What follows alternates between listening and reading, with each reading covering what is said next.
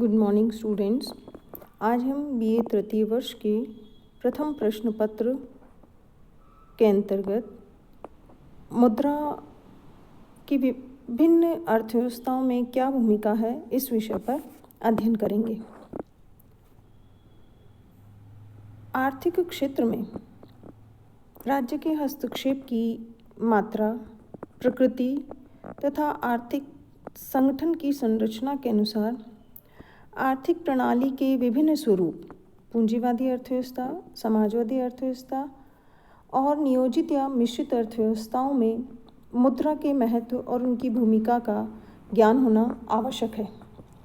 जैसे हम जानते हैं, बाजार प्रणाली या स्वतंत्र उद्यम वाली अर्थव्यवस्था या पूंजीवादी अर्थव्यवस्था वह कहलाती है जिसमें कीमत संयंत्र के आधार पर बाजार में वस्तुओं एवं सेवाओं की मांग व पूर्ति के आधार पर जो चलती है। इसमें मुद्रा की भूमिका सर्वोपरि होती है। इसमें क्रेता और विक्रेता अपने लाभ को ध्यान में रखकर निर्णय लेते हैं। दूसरी तरफ समाजवादी अर्थव्यवस्था है जिसमें उत्पादन के साधनों पर समाज या राज्य का अधिकार या सरकार का अधिकार होता है और केंद्रीय व्यवस्था के अंतर्गत या केंद्रीय नियोजन के अंतर्गत उत्पादन के साधनों पर समाज या सरकार का अधिकार होता है और केंद्रीय नियोजन के अंतर्गत उत्पादन के साधनों का उपयोग समाज की आवश्यकताओं की पूर्ति के लिए किया जाता है, न कि व्यक्तिगत लाभ या मुनाफे के लिए। इसमें मुद्रा का वह स्थान नहीं होता जो पूंजीवादी अर्थव्यवस्था में होता है, क्योंकि इसमें अधिकांश निर्णय योजना अधिकारियों के द्वारा लिए जाते हैं ताकि समाज के हित को ध्यान में रखा जा सके। तीसरी है नियोजित या मिश्रित अर्थव्यवस्थाएं। आजकल विश्व की जो अर्थव्यवस्थाएं हैं वो मिश्रित श्रेणी में आने लगी है। हालांकि इसमें मिश्रण का जो अनुपात है वो अलग अलग हो सकता है। जैसे कुछ में बाजार प्रणाली का ज़्यादा प्रयोग होता है और कुछ में केंद्रीय नियोजन का प्रयोग किया जा सकता है। फिर भी कुछ वर्षों से विभिन्न अर्थव्यवस्थाओं में उदारीकरण, निजीकरण या वैश्वीकरण के प्रभाव के कारण बाजार प्रणाली की तरफ झुकाव बढ़ता जा रहा है और ये बढ़ रहा है और बढ़ता ही जा रहा है। अब हम देखते हैं पूंजीवादी अर्थव्यवस्था में मुद्रा की क्या भूमिका है। जैसे हमने बताया कि पूंजीवादी अर्थव्यवस्था में उत्पत्ति एवं वितरण के मुख्य साधनों पर निजी स्वामित्व होता है और कीमत प्रणाली के आधार पर साधनों के उपयोग अधिकतम निजी लाभ के लिए किए जाते हैं। तो हम सबसे पहले देखते हैं कि आर्थिक स्वतंत्रता या उपभोक्ता की सार्वभौमिकता क्या है। उपभोक्ता की सार्वभौमिकता पाई जाती है जिससे उत्पादन की और उसमें उत्पादन उसकी मांग के अनुसार होता है। इसमें मुद्रा का योगदान होता है और उपभोक्ता जिन वस्तुओं को ज़्यादा खरीदते हैं उनका उत्पादन अधिक होता है और जिन वस्तुओं को वे नहीं खरीदते या कम खरीदते उनका उत्पादन धीरे धीरे कम होता जाता है या उनको बंद करना पड़ता है। इस प्रकार पूंजीवाद में उपभोक्ता एक राजा की भांति होता है और उसकी सार्वभौमिकता कीमतों के माध्यम से प्रकट होती है। फिर दूसरा है कीमत प्रणाली का आधार। यद्यपि पूंजीवादी अर्थव्यवस्था कीमत प्रणाली पर आधारित है, परंतु जो कीमत प्रणाली है वो स्वयं मुद्रा के द्वारा निर्देशित होती है। इसमें मूल्य यंत्र ही वस्तुओं एवं सेवाओं के उपभोग एवं विनिमय का आधार है, जो कि मुद्रा के अभाव में संभव नहीं हो सकता, क्योंकि जो मुद्रा है उसके रूप में ही वस्तु एवं सेवाओं का मूल्य व्यक्त किया जाता है और मुद्रा ही विनिमय का माध्यम एवं मूल्य की मापक है। फिर हम देखते हैं साख मुद्रा का आधार। जो पूंजीवादी अर्थव्यवस्था है इसमें वह साख मुद्रा पर आधारित होती है। उत्पादक और जो व्यापारी है वो बैंक से पूंजी को उधार लेकर कच्चा माल खरीदते हैं, वस्तुओं सेवाओं को बनाकर थोक व्यापारी को बेचते हैं, थोक व्यापारी उन्हें फुटकर व्यापारी को और फुटकर व्यापारी उन्हें ग्राहकों को बेचता है। जो लेन देन का यह क्रम है वह मुद्रा के द्वारा गति प्राप्त होती है। तो जो उधार दी गई और जो ली गई रकम है और जो ब्याज है वो भी मुद्रा के द्वारा तय होता है। इस प्रकार वर्तमान और भविष्य के बीच में ये एक कड़ी का काम भी करती है। देखते हैं पूंजी निर्माण का साधन। पूंजीवादी अर्थव्यवस्था में समाज के विभिन्न वर्गों के द्वारा बचत को जो सबसे अधिकतम लाभकारी योजनाएं हैं उनमें निवेश करके उत्पादन के स्तर को आवश्यकता अनुसार आदर्श बिंदु तक, अधिकतम बिंदु तक ले जाया जा सकता है। जो बचतें हैं वही पूंजी निर्माण का महत्वपूर्ण साधन होती है और ये बचतें मुद्रा के द्वारा ही की जाती है। लोग बचत करके उसे निवेश करते हैं और उससे स्थिर पूंजी का विस्तार करते जाते हैं। इस प्रकार मुद्रा जो है वो पूंजी निर्माण में या निवेश में मदद करती है और जो पूंजी निर्माण है उसको गति प्रदान करके ये पूंजी की आवश्यकता की पूर्ति करती है। फिर हम देखते हैं अधिकतम उत्पादन एवं अधिकतम संतुष्टि का आधार। जैसा हम जानते हैं पूंजीवाद में जो उत्पादक है वो मुद्रा के उपयोग से समसीमांत उत्पत्ति के नियम के आधार पर उत्पत्ति के साधनों का अधिकतम संयोग बैठाकर अधिकतम उत्पादन कर सकता है और ठीक उसी प्रकार जो उपभोक्ता है वो भी मुद्रा के उपयोग से समसीमांत उपयोगिता नियम के आधार पर अपने सीमित साधनों से अधिकतम संतुष्टि प्राप्त कर सकता है। फिर है उत्पादन संबंधी निर्णय। पूंजीवादी अर्थव्यवस्था में क्या उत्पादन किया जाएगा, कैसे उत्पादन किया जाएगा और अर्थव्यवस्था में वो जो उत्पादन है वो किन के लिए किया जाएगा, इससे संबंधित निर्णय मौद्रिक मूल्यों के आधार पर किए जाते हैं और मुद्रा के मार्गदर्शन के अभाव में ये निर्णय संभव नहीं हो सकते, क्योंकि अर्थव्यवस्था में कीमत प्रणाली के माध्यम से ही विभिन्न वस्तुओं एवं सेवाओं के उत्पादन के मध्य उत्पादन के साधनों का वितरण एवं पुनर्वितरण भी होता है। जितनी भी आर्थिक गतिविधियां हैं उसमें मुद्रा इस प्रकार से काम करती है कि जैसे मशीन को चलाने के लिए हमें लुब्रिकेंट की आवश्यकता होती है, वैसे ही मुद्रा भी काम करती है। उत्पादन के वर्तमान बड़े पैमाने एवं जटिलताओं को मुद्रा ने सुचारू रूप से एक गति प्रदान कर दी है। श्रम विभाजन, विशिष्टीकरण और तकनीकी ज्ञान ने उत्पादन के क्षेत्र को बहुत अधिक कुशल बना दिया। इसका पूरा श्रेय मुद्रा की व्यवस्था को जाता है। फिर है विनिमय में सहायक। पूंजीवादी अर्थव्यवस्था में साधनों पर निजी स्वामित्व एवं उनके लाभ के लिए उपयोग होने से उत्पादन और उपभोग की क्रियाओं का संपादन बिना विनिमय के असंभव है और ये कार्य अर्थात मुद्रा विनिमय माध्यम के रूप में इसमें एक उपयोगी साधन के रूप में काम करती है। फिर है वितरण में सरलता। मुद्रा श्रम विभाजन के कारण उत्पादन की जो क्रिया जटिल बन गई है, तो उत्पादन के विभिन्न साधनों की सामूहिक उत्पत्ति को उन उत्पादन के विभिन्न साधनों में वितरण की व्यवस्था मुद्रा के अभाव के बिना कठिन है।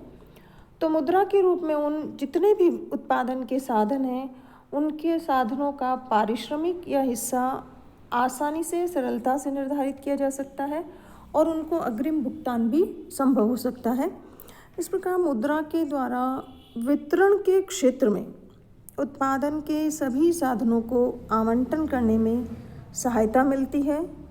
प्रत्येक उत्पादन के साधनों की सेवा का मूल्यांकन करके उन्होंने उत्पादन के क्षेत्र में जो योगदान दिया है उसका उचित वितरण करना मुद्रा के द्वारा ही संभव हो पाया है। फिर हम देखते हैं जो लाभ है और जो विभिन्न आर्थिक गतिविधियां उसमें मुद्रा किस प्रकार सहायक है। मुद्रा के मूल्य में परिवर्तन से पूंजीवादी अर्थव्यवस्था में आर्थिक गतिविधियों में उतार चढ़ाव आता है, या उतार चढ़ाव जो आता है उन मौद्रिक मूल्यों में वृद्धि से आर्थिक गतिविधियों में तेजी या विस्तार होता है, या फिर मौद्रिक मूल्यों में कमी से कारोबार संकुचित होने लगता है। तो इस प्रकार तेजी और मंदी ये सब मौद्रिक मूल्यों पर ही आधारित है। इन सब आधारों पर हम ये कह सकते हैं कि जो मुद्रा है वो पूंजीवादी अर्थव्यवस्था की सफलता की कसौटी या उसका जीवन माना जा सकता है। पूंजीवादी अर्थव्यवस्था में मुद्रा उत्पादन की निर्देशिका, उपभोग की नियंत्रक, विनिमय का आधार और बचत एवं निवेश की आधारशिला मानी जा सकती है। अब हम देखते हैं कि समाजवादी अर्थव्यवस्था में मुद्रा किस प्रकार से अपनी भूमिका निभाती है। जैसे हमने बताया कि समाजवादी अर्थव्यवस्था वो अर्थव्यवस्था है जिसमें उत्पत्ति और वितरण के साधनों पर समाज का स्वामित्व होता है और उनका उपयोग अधिकतम सामाजिक कल्याण के लिए किया जाता है। अर्थात जितनी भी हमारी आर्थिक गतिविधियां हैं, उत्पादन, उपभोग, विनिमय, वितरण, इन सब का संचालन सरकारी नियमन निर्देशन के द्वारा होता है और इसमें जो मूल्य प्रणाली है या जो मूल्य तंत्र है उसका महत्व नगण्य होता है। तो जो कुछ साम्यवादी अर्थशास्त्री थे वो तो इसको बुराइयों की जड़ मानते थे, किंतु आर्थिक नियोजन की सफलता का जो अनुमान है उसको व्यापारिक ढंग से करने के लिए मुद्रा इकाई की आवश्यकता मानी जाती है। समाजवादी अर्थव्यवस्था में मुद्रा कुछ निम्न प्रकार के कार्यों को संपन्न कर सकती है, उसमें उसकी महत्वपूर्ण भूमिका है। जैसे हम देखते हैं कि जो मूल्य मापक के रूप में हमेशा इसका प्रयोग किया गया है। जैसे हम देखते हैं कि सरकारी जो भंडार है उसमें वस्तुओं की कीमतें निर्धारित कर दी जाती है जिन्हें लोग एक सीमा तक खरीदते हैं और यदि उस निर्धारित राशि के बाद में वो रुक जाते हैं। अर्थात चाहे विनिमय माध्यम के रूप में समाज में मुद्रा के प्रयोग को कम करने का प्रयास किया गया, लेकिन मूल्य के मापक के रूप में ये मुद्रा काम में ली जाती है। वस्तु एवं सेवाओं के मूल्य मुद्रा में आके जाते हैं और तभी हिसाब लगाना भी संभव हो पाता है। अर्थात वस्तु एवं सेवाओं का जो भुगतान है वो मुद्रा में ही आसानी से संभव है, क्योंकि वस्तुओं के रूप में विनिमय एवं भुगतान समय और शक्ति के अपव्यय का कारण बन जाते हैं, तो मुद्रा के रूप में उन्हें करना आसान रहता है। दूसरा है कि जो विभिन्न परियोजनाओं में जब हम निवेश करते हैं तो उसमें जो लागत की तुलना में लाभ अधिक हो उन्हीं का ही उद्यमकर्ता क्या करेंगे, चुनाव करेंगे। तो जिन परियोजनाओं में प्रत्याशित लाभ की मात्रा उनकी लागत से कम होती उन्हें छोड़ दिया जाता है और इसका अनुमान भी मुद्रा के माध्यम से ही किया जा सकता है। बचत एवं पूंजी निर्माण। समाजवादी अर्थव्यवस्था में बड़े पैमाने पर उत्पादन एवं निवेश जो है वो अर्थतंत्र का या अर्थव्यवस्था का मुख्य आधार है कि मुद्रा के अभाव में बचत और पूंजी निर्माण न होने पर हम उत्पादन की एवं वितरण की व्यवस्था की तो कल्पना ही नहीं कर सकते। इसलिए बचत एवं पूंजी निर्माण भी मुद्रा के माध्यम से ही संभव हो सकता है। बिना मुद्रा के हम बचत एवं पूंजी निर्माण की कल्पना भी नहीं कर सकते। फिर हम देखते हैं कि अधिकतम उत्पादन और अधिकतम संतुष्टि। समाजवादी अर्थव्यवस्था में साधनों के सर्वोत्तम उपयोग में मुद्रा एक मार्गदर्शक है। समसीमांत उत्पादन के आधार पर उत्पत्ति के साधनों का जो आदर्श संयोग है उसकी मौद्रिक गणना मूल्य तंत्र से ही संभव है। यही स्थिति हम समसीमांत उपयोगिता नियम को लागू करने के लिए भी अधिकतम संतुष्टि प्राप्त करने के लिए यही स्थिति मुद्रा के माध्यम से संभव हो सकती है। अर्थात अधिकतम उत्पादन और अधिकतम संतुष्टि के लिए मुद्रा का प्रयोग किया जाता है। इसी के माध्यम से ही उपभोक्ता अपनी संतुष्टि अधिकतम करता है और उत्पादक अपनी उत्पत्ति को या अपने उत्पादन को न्यूनतम लागत पर अधिकतम कर सकता है। फिर हम देखते हैं विदेशी व्यापार। समाजवादी देशों को अंतर्राष्ट्रीय लेन देन में मुद्रा का प्रयोग करना पड़ा है। विदेशी व्यापार में कुछ सीमा तक यद्यपि द्विपक्षीय समझौतों से माल का आयात निर्यात संभव हो सकता है, किंतु दीर्घकाल में भुगतान संतुलन की कठिनाई को समाप्त करना मुद्रा के माध्यम से ही संभव होता है। इस प्रकार समाजवादी देशों में भी विदेशी लेन देन में मुद्रा का उपयोग किया जाता है। समाजवादी अर्थव्यवस्था में इस प्रकार कीमत प्रणाली जो है वो नियंत्रित रूप में काम करती है। जैसा हम पहले भी देख चुके हैं कि पूंजीवाद में कीमत प्रणाली स्वामी के रूप में काम करती है और समाजवाद में ये सेवक हो जाती है। इस प्रकार समाजवाद में कीमत प्रणाली जो है वो पूर्ण रूप से समाप्त तो नहीं होती, लेकिन इसका स्वरूप थोड़ा सा बदल जाता है। कोई भी जो सामाजिक अर्थव्यवस्था है वो मौद्रिक अर्थव्यवस्था तो रहेगी ही रहेगी। इस प्रकार समाजवादी देशों ने भी पूंजी संग्रह, विदेशी व्यापार, विदेशी निवेश, अंतर्राष्ट्रीय आर्थिक संबंधों को बढ़ाने में मुद्रा का उपयोग किया है। अब हम देखते हैं मिश्रित अर्थव्यवस्था या नियोजित अर्थव्यवस्था में इसकी भूमिका क्या है। मिश्रित जो अर्थव्यवस्था है जिसमें महत्वपूर्ण आर्थिक निर्णय तो एक केंद्रीय सत्ता द्वारा अर्थव्यवस्था के गहन सर्वेक्षण के आधार पर किए जाते हैं।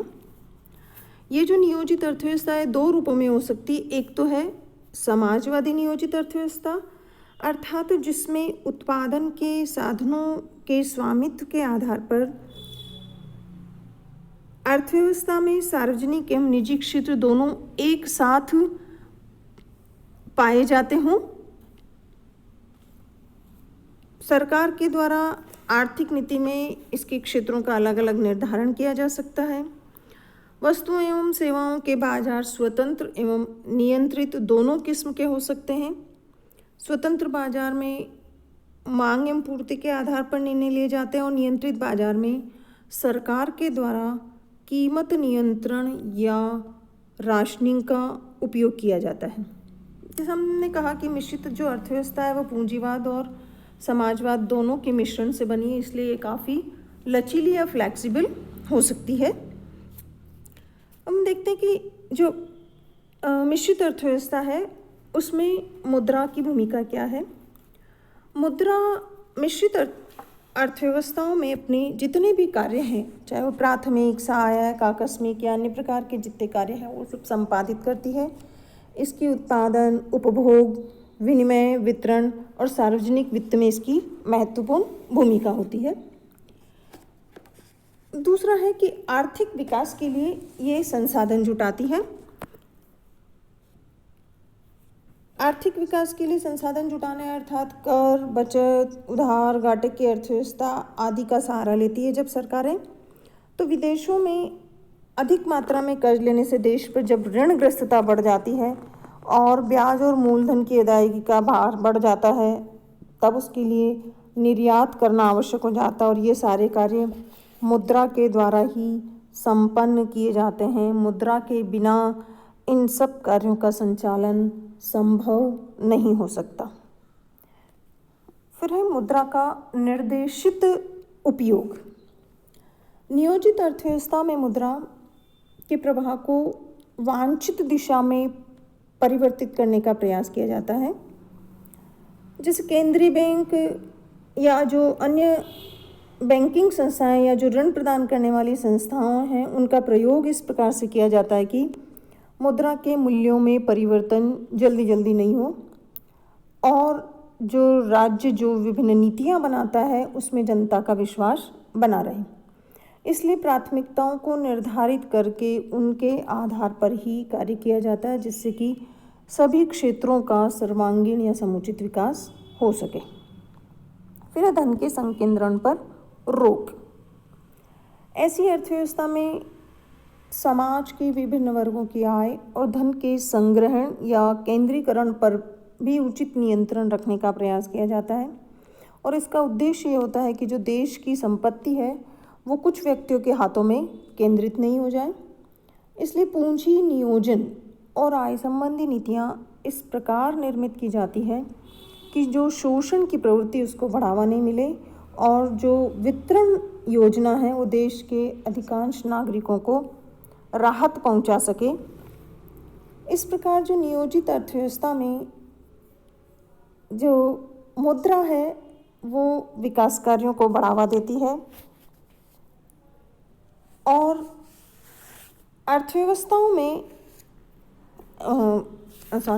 जो पूंजी मिश्रित अर्थव्यवस्था है उसमें जो मुद्रा है वो उसकी पूर्ति, उत्पत्ति, कीमतों में समन्वय स्थापित करने का प्रयास किया जाता है और यह कीमत प्रणाली को नियमित करने की एक विधि का उदाहरण मानी जा सकती है। जैसे भारत जैसे विकासशील देश में तो मुद्रा उत्पादन, उपभोग, विनिमय, करारोपण, बचत, सरकारी व्यय, आंतरिक उधार, विदेशी उधार, घाटे की वित्त व्यवस्था, विदेशी व्यापार, आयात निर्यात, ब्याज की दर आदि को प्रभावित कर रही है। तो भारत में तो समष्टिगत जितने आर्थिक प्रबंध उनको सुधारने के लिए मुद्रा की पूर्ति को नियोजित और नियंत्रण करने की आवश्यकता है। इस प्रकार मिश्रित अर्थव्यवस्था में मुद्रा की भूमिका बहुत कुछ पूंजीवादी अर्थव्यवस्था से मिलती जुलती है। हालांकि आजकल अधिकांश मिश्रित अर्थव्यवस्थाओं का जो झुकाव है वो पूंजीवादी अर्थव्यवस्था की ओर ही देखा जा रहा है।